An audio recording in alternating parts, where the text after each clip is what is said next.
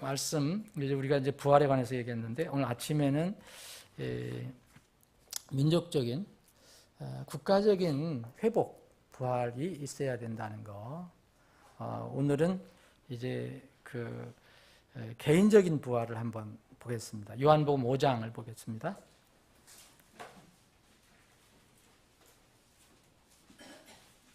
요한복음 5장 24절.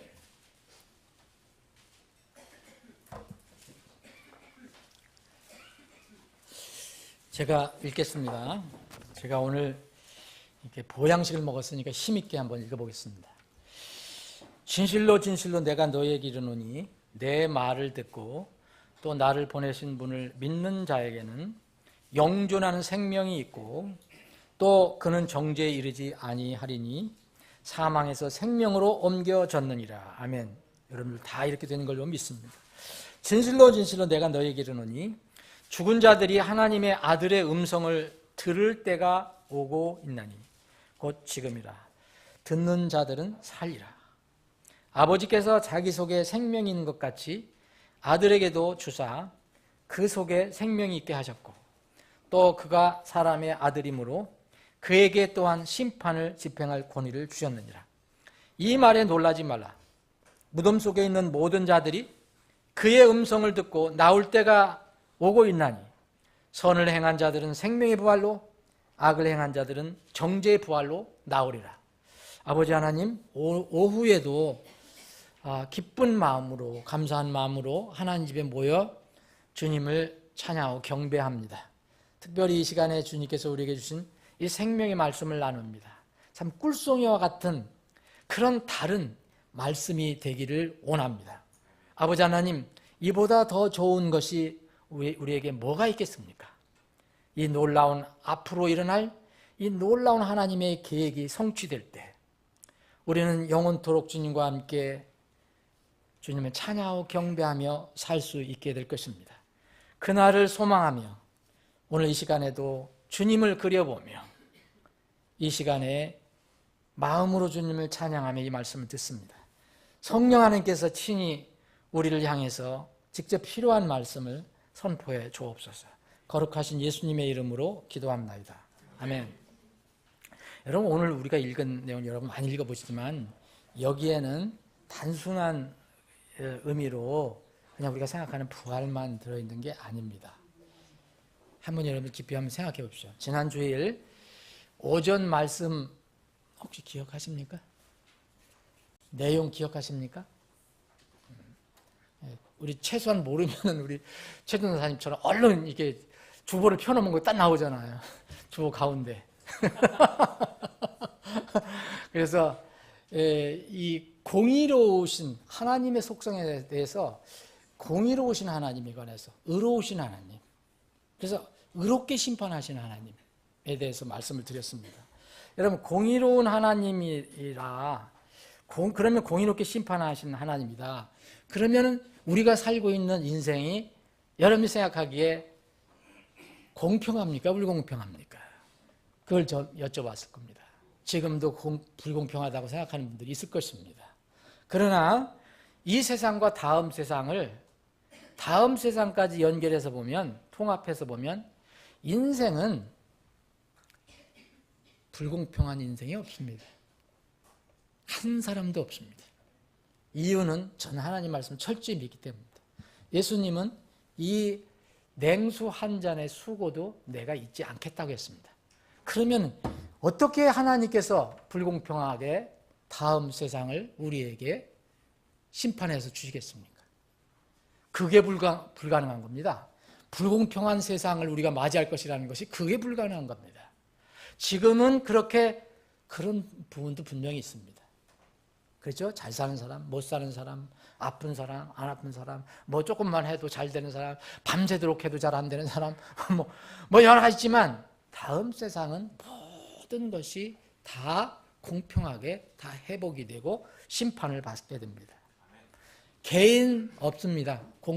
억울한 사람 이 세상에 태어나서요, 하나님을 믿든 안 믿든 억울한 사람 하나도 없습니다. 다음 세상까지 다 연결이 되기 때문에 다 공평합니다. 그러면 개인도 그렇고 민족도 마찬가지입니다. 천년왕국 때 민족이 남아있는데 그때까지 이 지금 세상이기 때문에 억울한 민족 없습니다. 하나님께서 어떻게 하실지는 모르지만 공평하신 하나님이기 때문에 여러분, 그러면 이러한 공평한 세상을 앞으로 주님께서 심판하실 그 세상을 우리가 맞이하는 방법이 있습니다. 그것은 방법은 지금 우리가 이 불공평한 세상이라고 여러분 생각하잖아요. 지금 누구는 뭐 흙수저라고, 누구는 금수저라고, 누구는 다이아몬드 수저라고, 나는 무수저라고. 예? 그러면 이 불공평한 세상을 연결해서 다음 세상을 갈 때에 어떤 방법으로 가게 됩니까?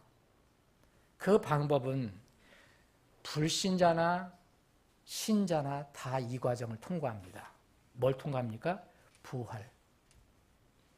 그래서 부활은 반드시 필수적입니다. 부활이 없으면 다음 세상에 연결이 안 됩니다. 부활을 통해서 다음 세상으로 연결이 되는 겁니다. 자, 마지막 심판 때에 관해서 주님께서 오늘 예수님께서 말씀하신 거예요. 여기에 오늘 본문 보면 5장 20절에 보면 아버지께서 아무도 심판하지 아니하시고 오히려 모든 심판을 아들에게 맡기셨으니까 예수님께 했어요. 그래서 앞으로 심판하실 분은 예수님입니다. 그래서 우리가 읽은 그 부분을 보면 자, 예수님이 그때 직접 그 주위에는 사람들이 많이 있는 데서 제자들 물론 있었을 때 얘기했습니다. 진실로 진실로 내가 너에게는 내 말을 듣고 나 보내신 분을 믿는 자에게는 영존한 생명이 있고 또 그 정죄에 이르지 않으니 사망에서 생명으로 옮겨졌느니라. 옮겨졌습니다. 여러분들 다 이런 신분임을 저는 믿습니다. 여러분 다 이런 신분이죠. 이거에 대해서 의심하실 분이 있습니까? 오늘 부활해서 바깥으로 가신 분들은 모르지만 여기 계신 분들 그런 분이 있으면 큰일 납니다. 이미 생명으로 옮겨진 것입니다. 그런데 어떻게 옮겨졌느냐 하면 25절 보면 진실로 진실로 내가 너에게 이르노니 죽은 자들이 하나님의 아들의 음성을 들을 때가 오고 있나니 곧 뭐라 했어요? 지금이라. 듣는 자들은 살리라. 이거 분명히 다시 살아난다 그랬잖아요. 부활한다 그랬잖아요. 아버지께서 자기 속에 생명이 있는 것 같이 아들에게도 주사 그 속에 생명이 있게 하셨고 그 아들에게 심판을 맡기셨다. 그러면 그때 주님께서 얘기할 때 지금 부활의 시간이라고 얘기했습니다. 지금 살 시간이다 그랬어요. 지금 살리라 그랬어요. 그래서 그때 주위에 예수님이 말씀 들은 사람들은 그때 살아났습니다. 이미 사망의 생명을 옮겨줬습니다. 그 사람들은 이미 한 번 살아난 것입니다. 그래서 부활은 먼저 뭐가 일어나야 되냐면 영혼의 부활이 일어나야 됩니다. 몸의 부활 기다리려면은 반드시 영혼의 부활이 일어나야 됩니다.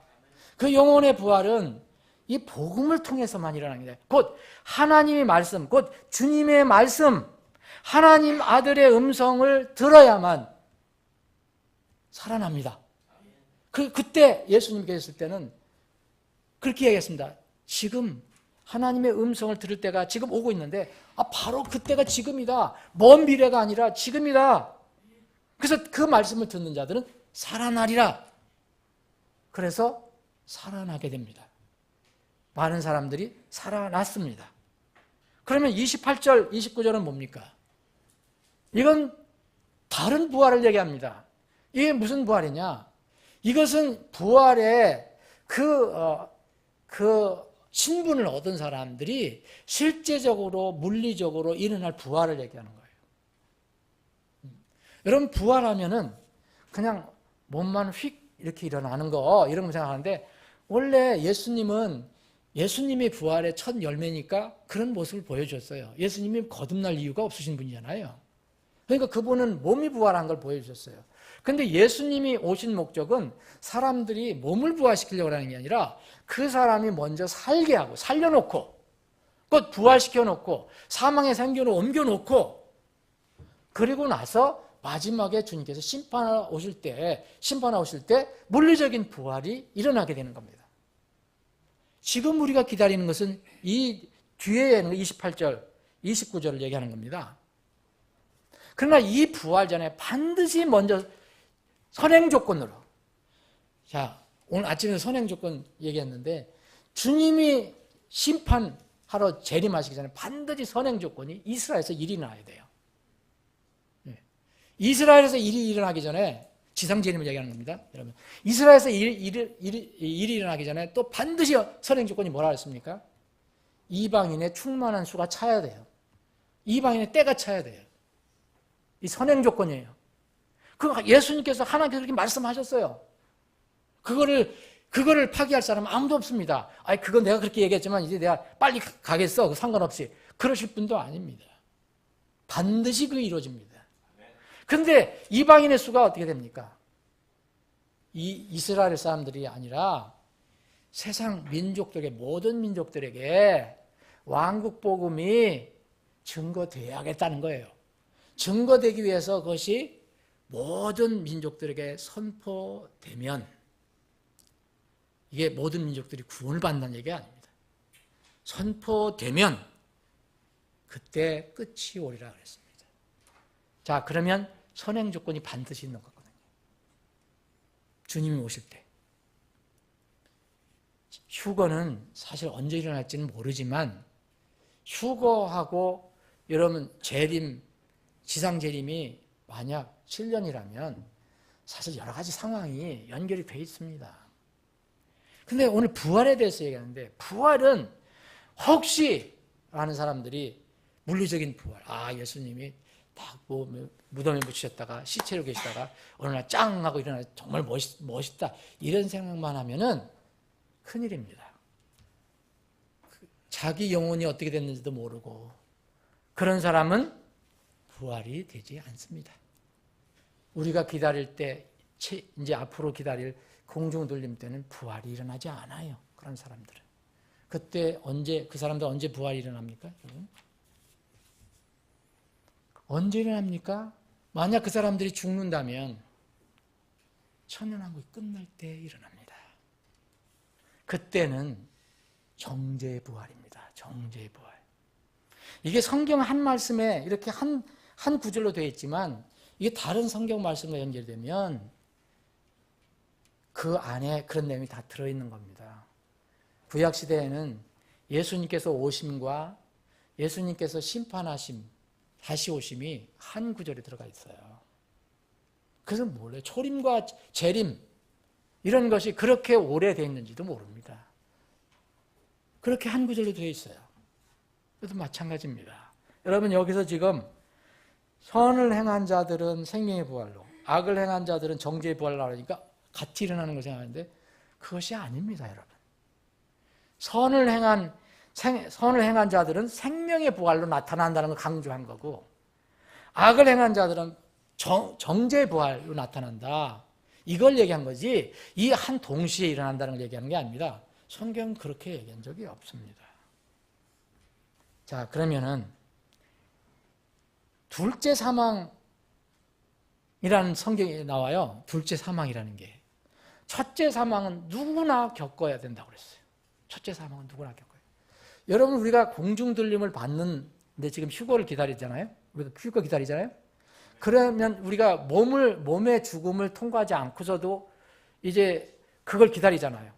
근데 그럼에도 불구하고 여러분 영화로움으로 바뀔 때는 그 몸이 죽어야 합니다. 순간적으로. 내가 죽을 거는 아니지만, 내가 죽이려고 할 필요는 없지만, 그렇게 죽지 않고서는, 새로운 몸이 되지 않고서는 하늘에 갈 수가 없어요. 그래서 이 원칙은 동일한 거예요. 누구에게나 동일한 겁니다. 우리가 지금 이 몸으로 그냥 가는 게 아닙니다. 우리 옛몸 다 여기서 죽고 다시 하나님의 능력으로 새 몸으로 가는 겁니다. 우리가 그걸 못하는 것이지 하나님이 하시는 거니까. 여러분 혹시 이 몸을 가지고 그냥 간다고 생각하시면은 어디가 살 수도 없어요. 거기 가서 어떻게 살 겁니까? 썩어질 몸인데. 그래서 이 몸은 죽어야 합니다. 순식간에 새로운 몸으로 바뀌어야 합니다. 그 죽고 살아나는 겁니다. 여러분 우리가 침례 한번 경험한 것처럼 그 고백이에요. 고백. 나는 이렇게 죽었습니다. 그리고 또 살아났습니다. 자, 그러면은 둘째 사망이라는 게 있거든요. 우리 구원받은 사람은 둘째 사망하고는 상관이 없어요. 모든 사람들은 첫째 사망을 겪을 수가 있어요. 신자나 불신자나. 그런데 둘째 사망이나 성경에 말하는 두 번째 죽는 것은 구원받은 사람에게는 전혀 해당이 없습니다. 이 둘째 사망은 바로 마지막 영원한 불호수 심판을 위해서 그렇게 부른 것입니다. 둘째 사망이라고. 처음에 육이 사망하지 않습니까? 그 첫째 사망이고, 둘째 사망은 영원히 영혼을 포함해서 모든 전인격적이 죽는 것을 둘째 사망이라고 해요. 둘째 사망은 불호수와 연결된 겁니다. 지옥과 연결이 되는 거예요. 첫째 사망은 이 땅, 이 티끌, 흙에 연결되지만 둘째 사망은 바로 불호수와 연결이 되는 겁니다. 그래서 이런 부활하고 첫째 부활, 첫째 사망, 둘째 부활, 첫째 사망, 둘째 사망, 이런 게 다 연결이 된 것입니다. 자, 여기 다시 한번 읽어보겠습니다. 자, 그의 음성을 듣고 그랬어요. 듣고 나올 때가 있나니, 이때는요 이미 결정이 된 거예요. 뭐가 결정이 된 겁니까? 이 선을 행했다 그러니까 하나님이 최선입니다. 최선. 더 선한 게 없어요. 하나님 믿고 따르는 거, 이것이 선이에요. 네? 누가 나보고 선하다 그랬냐? 예수님 그랬잖아요. 하나님 위에 누가 선한 분이 있느냐 그랬잖아요. 최선은 하나님이에요. 하나님 안에 있는 사람, 그리스도 안에 있는 사람들이 선을 행한 거예요. 여러분, 이게 선을 행했다 그러니까 또 무슨 좋은 일 몇 개 하고, 악한 사람은 또 못된 일 한 사람들을 생각하는 게 그게 아닙니다. 여기서는. 그러면 내가 행위로다가 구원받는 거죠. 선을 행한 자들은 뭘로 나온다 그랬습니까? 생명의 부활. 악을 행한 자들은 정죄의 부활로 나온다 그랬어요. 정죄의 부활. 이것은 결정이 됐어요. 네? 그때 가서 결정하는 게 아닙니다. 이미 벌써, 자, 이 말에 놀라지 말라. 무덤 속에 있는 모든 자들이 그랬어요. 모든 자들이. 자, 무덤 속에 있는 사람들이 이미 신분이 결정이 됐어요. 그의 음성을 듣고 나올 때가 있나니 그랬어요. 여기서 또 잊지 말아야 할 것이 뭐냐면, 이 주님께서 말씀하셨죠. 25절에도 하나님의 음성을 들을 때가 있다. 지금이라 그랬다. 지금이라 그랬고요. 또 28절에도 나중에 미래이지만 그의 음성, 하나님의 아들의 음성을 들을 때가 있다.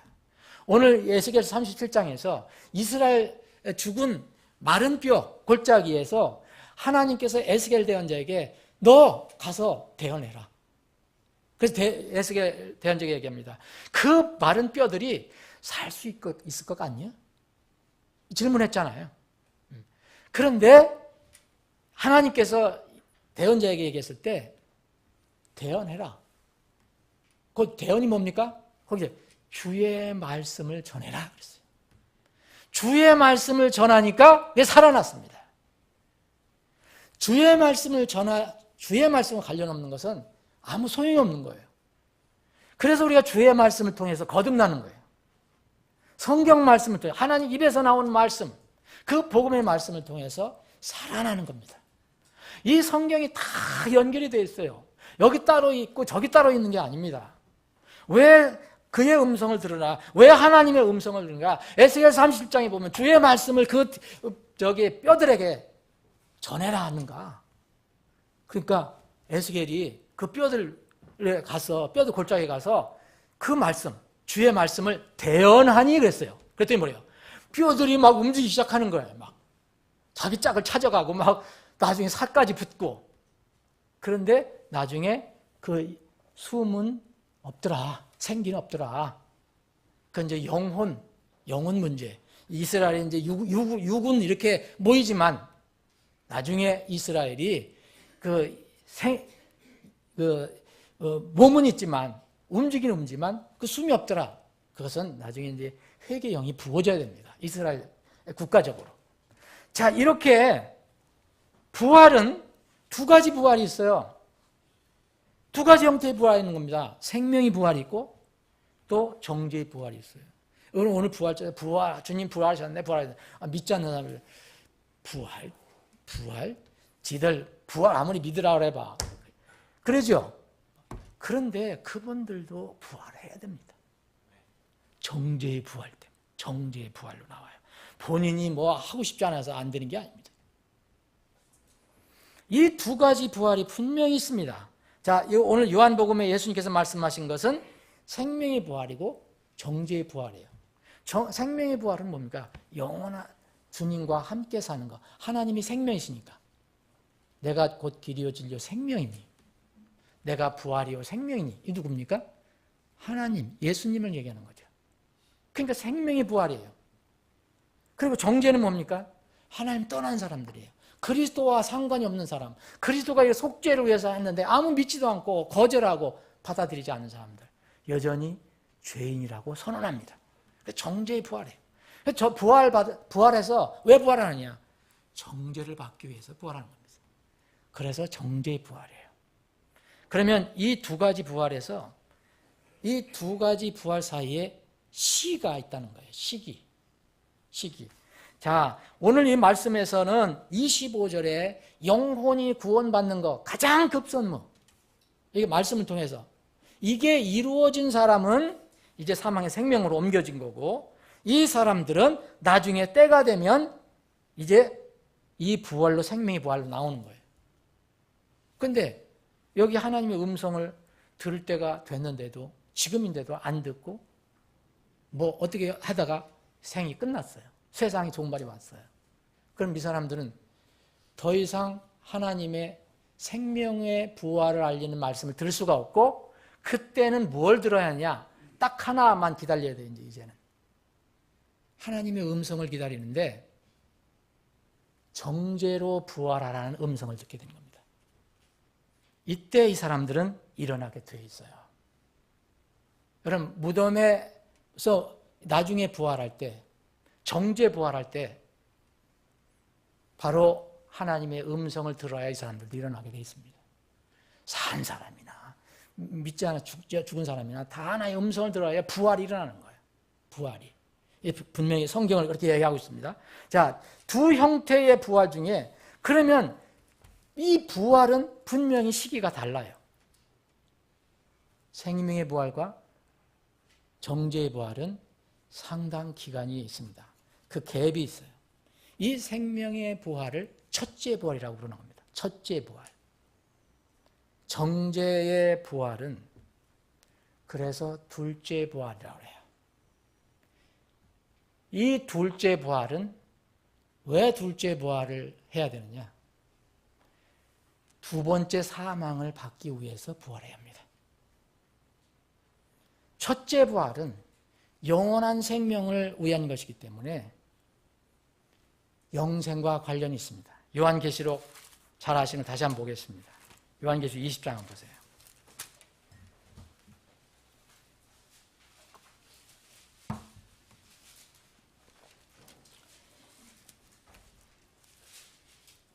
(20장) 4절. 자, 이게 지금 2절부터 보면 1000년 동안 마귀가 갇힌다는 거잖아요. 3절, 2절, 3절은 1000년 동안 이제 민족들을 그때 이제 그 유혹하지 못하도록 1000년 동안 그리스도의 왕국 1000년 동안은 마귀는 무조건 갇혀요. 그래서 그때는 사람들을 못 속여요. 그런데 4절 보니까 또 내가 보니 왕자들과 그것들 위에 앉은 자들이 있는데 그들에게 심판이 맡겨졌더라. 왕자들과 그것들 위에 앉은 자들이 있는데 이게 단수가 아니고 복수잖아요. 예수님이 아니에요. 그들에게 심판이 맡겨졌더라. 왕이 됐다는 얘기죠. 분봉왕. 내가 보니 예수님의 증언과 하나님 말씀으로 인하여 목배인 자들의 혼들이 있는데 그들은 짐승과 그의 형상에 경배하지도 아니하고 자기들의 이마 위에나 손 안에 짐승의 표를 받지도 아니한 자들이라. 이 사람들은 어떤 때 어디에 있었던 사람이라고 생각합니까? 여러분, 이 사람들이 우리가 지금 기다리는 공중들림 나팔 소리로 변화될 사람을 얘기한다고 생각하십니까? 아니잖아요, 여러분. 이게 분명하잖아요. 자, 그러면 거기에 갈피 껴놓으시고 데살로니가전서 4장을 보세요. 갈피 껴놓으세요. 이 헷갈리지 마시고 4장 15절 우리가 주의 말씀으로 너희에게 이것을 말하노니 주께서 오실 때까지 살아서 남아있는 우리가 결코 잠자는 날 앞서지 못하리라.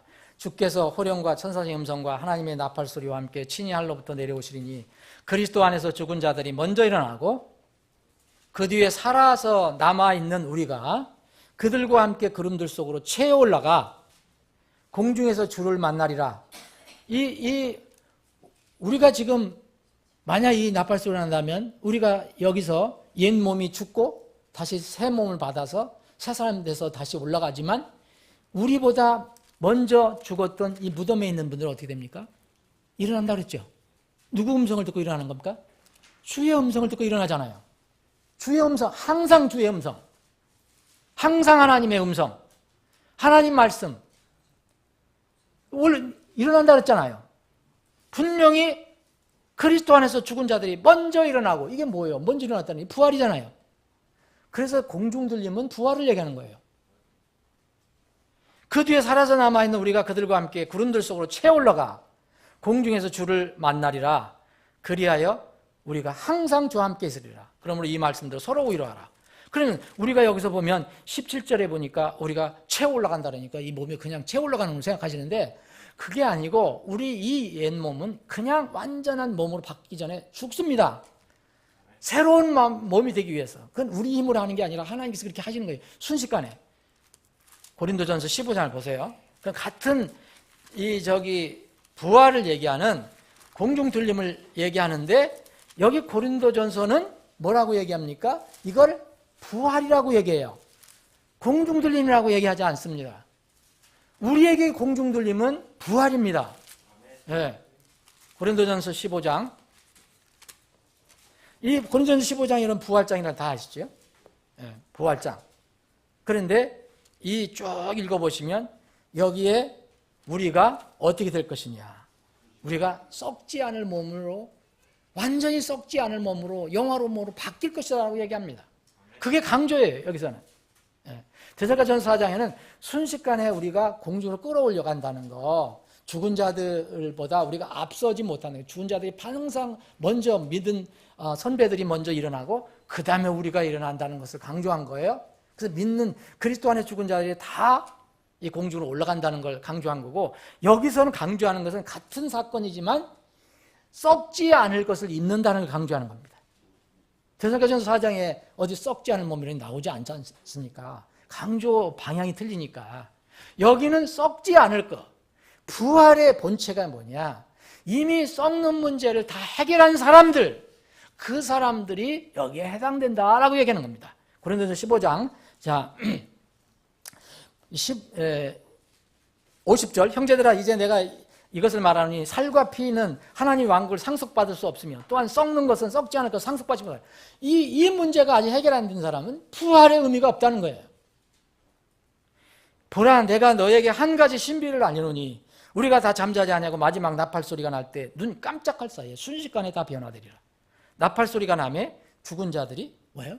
썩지 아니할 것으로 일어나고 우리가 변화되리니 이 썩을 것이 반드시 썩지 아니함을 입고 이 죽을 것이 반드시 죽지 아니함을 입으리로다. 그리하여 이 썩을 것이 썩지 아니함을 입고 이 죽을 것이 죽지 아니함을 입을 때는 기록된 바 사망이 승리 가운데 삼켜지리라 하신 말씀이 성취되리라. 이 구약에 있는 이미 대언된 말씀이 우리가 들림받을 때 우리에게 이게 성취가 되는 겁니다. 그래서 사망 조롱하는 거고 무덤 조롱하는 거고 사망 쏘는 건 이게 뭐냐? 제1법이 뭐냐? 그래서 우리가 예수 그리스도를 통하여 우리에게 승리를 주시는 하나님께 감사한다. 그 얘기가 나온 겁니다. 자, 그러면은 자, 두 가지 부활이 있다고 그랬잖아요. 생명의 부활, 정죄의 부활이 있어요. 그럼 이 생명의 부활은 우리가 지금 읽은 것처럼 들림 받을 때 일어나는 거예요. 생명의 부활. 우리가 1차적으로. 그러면 정죄의 부활은 언제 일어나냐 이거예요. 정죄의 부활은 정죄 받으려고 일어나는 것. 그런데 이 사이에 중간에 뭐가 있느냐면 우리는 정말 교회 시대에 복 받은 사람인데 우리는 여러분들 천년왕국에 육으로 들어갈래도 못 들어가요. 여러분들 들어가고 싶은 사람 있어요? 육으로도 계속 1000년 동안 장가가고 시집가고 거기서 잠있게 살았으면 좋겠어. 그래서 혹시 있어요? 그럼 구원받지 말고 환난 때를 해보셔야 돼. 마음대로 되는 게 아니잖아요. 우리가 지금 구원받으면 하나님의 자녀가 되고 하늘에 이름이 기록되고 예수 그리스도의 제자가 되죠.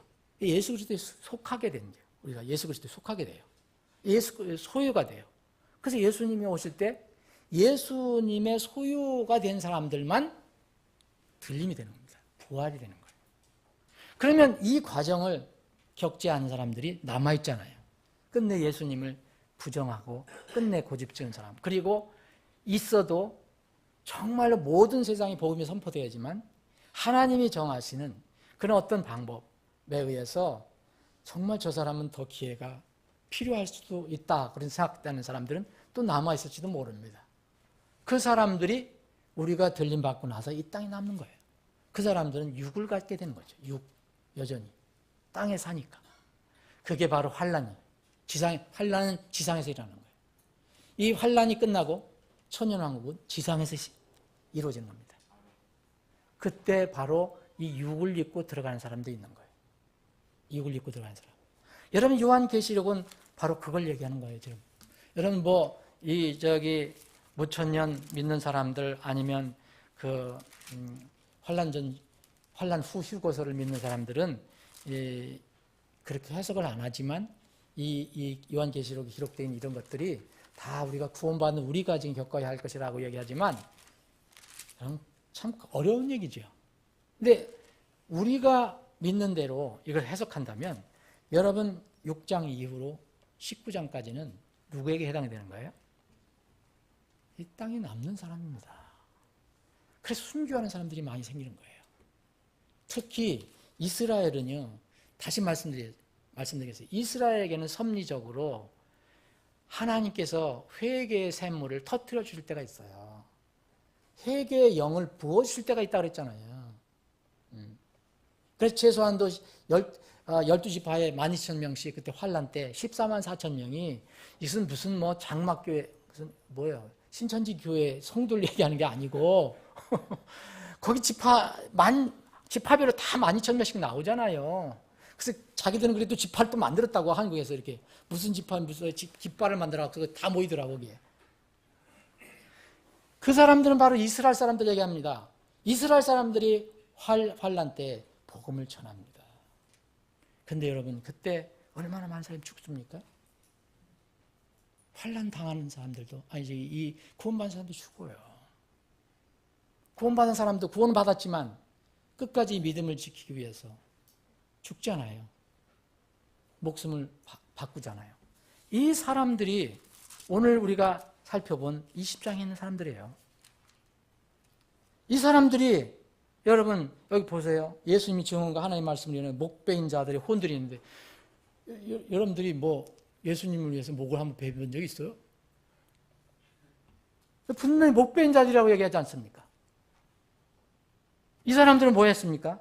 짐승과 그 형상에게 경배하지도 아니하고 이걸 또 비유적으로 해석하는 사람이 있어요.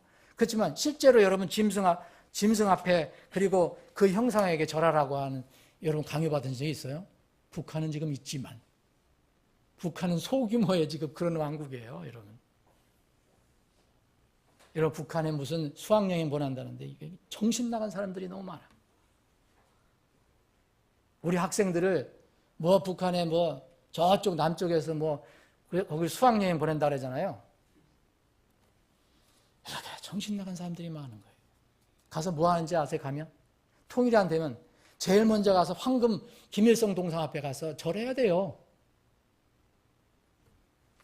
아무것도 모르니까 정치적으로만 그런 거 무슨 사상적으로만 그런 거 아니까. 근데 이 사람 보세요. 이 사람들은 자기들 이마 위에나 손 위에 짐승의 표를 받지 아니한 자들이라. 못 배웠다 그랬잖아요. 이 사람들이 바로 천년왕국 때 첫째 부활로 일어나는 겁니다. 우리와 최소한도 한 7년간의 기간이 있는 거예요. 천년왕국이 들어가기 전에 일어난 거니까. 그죠? 우리와 만약 여러분들 7년 동안 환란이 일어난다 그러면 우리는 7년 환란 전에 일어나잖아요. 부활이죠. 이번에 데살로니가 4장 그리고 고린도전 15장 이거 부활 여러분 분명히 믿으시죠. 부활했잖아요. 그런데 여기 계시록에는 첫째 부활을 또 얘기해요. 그럼 둘째 부활이 있다는 얘기예요. 첫째 사망, 여기 또 둘째 사망이 있다고 그래요. 그럼 첫째 사망이 있다는 얘기입니다. 이 사람들을 뭐라 그랬냐? 자, 환란이 다 끝나고 나서 목베인까지 다 했는데 이제 예수님이 오셔서 죄를 마셔서 심판하실 때 이 사람들이 살아나는 거예요. 그래서 예수님과 함께 통치를 해야 돼요. 그래서 보면 이 사람들이 뭐라 했습니까? 목베임을 받아 죽은 사람들인데 그 혼이 있다고 그랬잖아요. 그 혼이 있는데 그들이 살아서 그랬어요. 자, 그들이 살아서. 이 산다는 것은 뭘 얘기합니까? 부활에 대해 되잖아요. 그래서 그리스도와 함께 천년 동안 통치하라. 그 나머지 자들은 거듭나지 못하고 계속해서 불신에 있었던 사람들은 죽었다 하더라도 그때까지 살지 못한다고 나와 있습니다. 그 천년이 끝날 때까지 살지 못한다. 부활이 안 된다. 이것은 그래 살 때 천년 동안 통치 시작 바로 직전에 그 전에 일어나는 것들은 다 첫째 부활로 하는 겁니다. 그래서 우리도 첫째 부활. 그분들도 환란기를 통과하는 대부분의 이스라엘 사람들도 첫째 부활. 첫째 부활은 생명의 부활. 둘째 부활. 자 그래서 6절에 보면 첫째 부활에 참여하는 자는 복이 있고 거룩하다고 그랬어요. 우리나 그 환란 동안에 구원받아서 이렇게 하나님 자녀가 된 사람들 거룩해진 겁니다.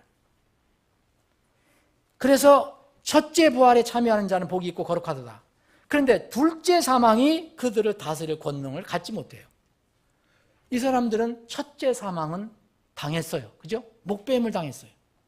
육체적으로 죽었습니다. 그러나 믿음은 살았습니다. 그래서 영혼은 살았어요. 그래서 나중에 천년왕국 시작되기 전에 직전에 일어납니다. 부활을 해요. 첫째 부활. 그래서 이 분들이 예수님과 함께 통치합니다. 둘째 사망이 그들을 다스릴 권능을 가지지 못하고 도리어 그들이 하나님과 그리스도의 제사장이 되어 천년 동안 그분과 함께 통치하리로다. 그러니까 천년이 다 끝났어요. 이제. 사탄이 다시 감옥에서 풀려나잖아요. 그럴 때 여기 보면은 이 8절에 보면 여기 또 마국 전쟁이 또 일어나는데 아마게돈 전쟁이 또 일어나는데 전쟁을 또 하게 되잖아요. 이때 아침에도 말씀드렸는데 거듭나지 않은 사람들이 천년왕국에 그렇게 좋은 환경 속에 살았으면서도 수많은 사람들이 다시 거듭나지 않았기 때문에 사단의 속임수에 또 속아서 마지막 때에 하나님 편에 반대편에 들어갑니다. 물론 거듭난 사람은 그렇게 하지 않겠지만 그럴 때 마귀가 마지막 전쟁을 할 때 바로 하나님께서 9장에 보면 성도들의 진영과 그 살아난 도시를 에워싸매 이렇게 이 마귀가 그때 불신자들하고 하지만 불이 하늘에서 하나님으로 내려와 그들을 삼켰다. 끝. 그리고 나서 마귀 이제 불과 유황호수로 집어 던지는 겁니다. 그리고서 이제 할 게 뭐 있습니까? 뭐가 남았습니까? 대배왕자 심판이 있어야 되잖아요. 여러분 그동안 죽어서 하나님을 대적하거나 불신했던 사람들 그냥 죽었어요. 혼은 지금도 여전히 그 하나님이 없는 지옥에 떨어져 있지만 몸은 그대로 이 지구상에 있습니다. 하나님께서 사람을 창조하신 건 전인격을 창조하신 거지 몸만 창조하신 게 아니에요. 혼만 창조하신 게 아닙니다. 그래서 다시 이 사람들을 부활시키는 거예요. 그게 바로 정죄의 부활입니다. 정죄의 부활. 무슨 부활이냐? 너는 죄가 있다. 너는 마지막 심판을 받아야 한다. 이게 정죄의 부활입니다. 그래서 여기 쭉 보시면 여기 이제 죽은 자들이 작은 자나 큰 자나 할 것 없이 하나님 앞에 서 있는데 책들이 펴져 있고 다른 책들이 펴져 있고 그 생명책이라 죽은 자들은 자기 행위에 따라 책들에 기록된 것들에 근거하여 심판을 받으니 이 생명책에 이 사람들의 이름이 없어요.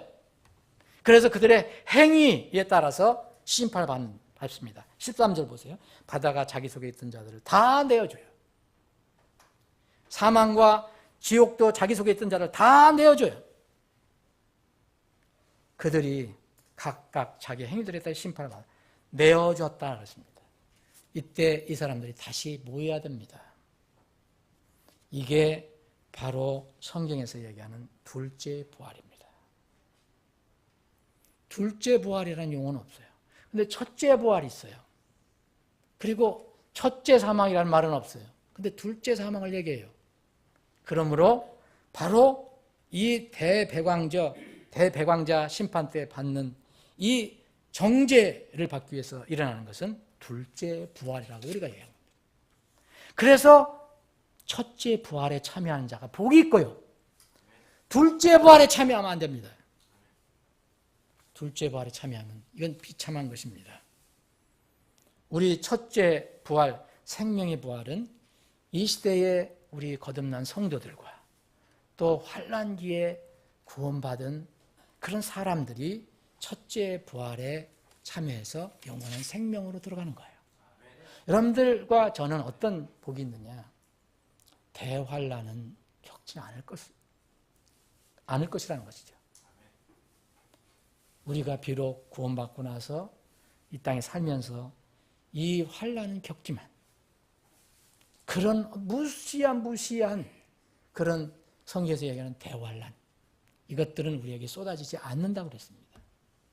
그런데 이것을 통과하고 비로소 깨닫고 구원받은 사람들이 그때 죽고 다시 때가 되면 일어나는 것, 이것이 첫째 부활입니다. 사랑하는 여러분, 이제 말씀 정리합니다. 여러분, 이것이 부활입니다. 부활은 반드시 하나님의 공의를 이렇게 실천하시기 위해서, 성취하시기 위해서 꼭 필요한 겁니다. 만약 구원받은 사람만 천국 가고 믿지 않고 하나님 대적한 사람들 그냥 놔둬서 끝내 멸절된다면 그 공의가 아닙니다. 여러분, 천국과 지옥은 공의의 표본입니다. 천국이 있으면 지옥이 있는 것이고 지옥이 있으면 천국이 있습니다. 이 하나님의 공의로우신 분의 모든 심판은 바로 부활이라는 어떤 통로를 통해서 이루어지는 겁니다. 여러분들은 하나님께서 정말 생명의 부활로 큰 복을 내려주실 거고 기다린 거고, 이제 믿지 않는 사람들, 하나님 대적한 사람들은 정죄의 부활로 그들에게 일으켜서 그들의 마지막 심판하실 것입니다. 여러분, 이 부활을 알게 되면은 사실 그래서 두려워할 것이 뭐겠느냐 생각하는 겁니다. 이 세상에서 살아가는데 일희일비할 필요 없다는 거죠. 뭘 두려워해야 됩니까? 우리의 몸뿐만 아니라 영혼까지 지옥에서 멸하실 수 있는 분, 그분을 두려워하는 겁니다. 거듭난 사람은 그래서 원초적인 인간 모두 공통적인 원초적인 두려움이 육체적인 죽음인데 이것도 두려워하지 않는 것입니다. 초세기 믿음의 성도들, 재침의 성도들이 이걸 알았기 때문에, 부활을 믿기 때문에 두려워하지 않은 거예요. 장작더미 속에서도 주님을 찬양하며, 왜? 곧 고통은 있지만 곧 주님 앞에 부활돼서 가기 때문에. 이것을 욥은 알았습니다. 그래서 욥 19장에 보면 내가 몸 안에뿐만 아니라 몸 밖에서 주님을 만나리라. 욥은 구원받은 하나님 자녀입니다. 욥은 땅속에 몸을 묻혀서도 몸 밖에서 그 영혼이 하나님을 만나게 됩니다. 하나님이 있는 곳으로 가는 겁니다. 바울 사도는 이런 부활신앙을 가졌기 때문에 그래서 내 장막이 무너져도 나는 갈 곳이 있다. 내 하나님 집에 간다라고 그렇게 얘기를 한 겁니다. 바로 이것이 침례신앙입니다. 침례신앙, 여러분, 머리 물 좀 뿌리고 또 물속에 들어가는 게 침례신앙 아닙니다. 내가 죽고 그리스도 안에서 다시 내가 살아나는 것. 여러분, 이렇게 되면 아무것도 두려울 것이 없습니다. 세상이 우리 몸은 혹시 죽일 수도 있습니다. 근데 영혼은 못 죽입니다. 오직 주님께서만 하실 수 있는 겁니다. 이 문제를 해결했는데 뭐가 우리가 걱정거리가 이렇게 많습니까? 왜 기쁩니까, 여러분? 왜 감사합니까? 만일 죽은 자들이 일어나지 아니하면 그리스도께서도 일으켜 세워지지 않으셨느니라. 일으켜지지 아니하셨느니라.